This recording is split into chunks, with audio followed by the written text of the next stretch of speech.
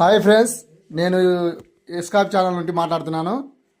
ఈరోజు నేను పెద్ద ఎద్దుకు పైగలుగుతున్నాను.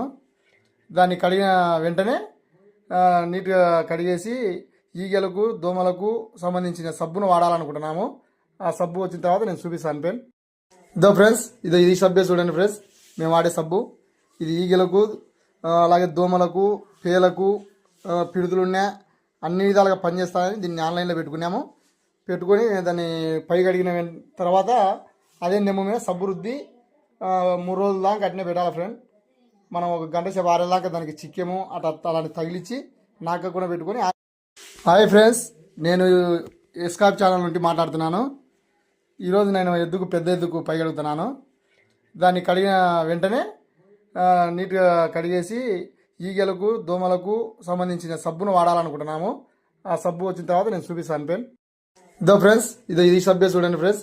మేము వాడే సబ్బు ఇది ఈగలకు అలాగే దోమలకు పేలకు పిడుదలున్నా అన్ని విధాలుగా పనిచేస్తాయని దీన్ని ఆన్లైన్లో పెట్టుకొని దాన్ని పై కడిగిన తర్వాత అదే నెమ్మ మీద సబ్బు రుద్ది 3 రోజుల దాకా అట్నే పెట్టాలి ఫ్రెండ్. మనం ఒక గంట సేపు ఆరేదాకా దానికి చిక్కెము అలాంటి తగిలిచ్చి నాక కూడా పెట్టుకొని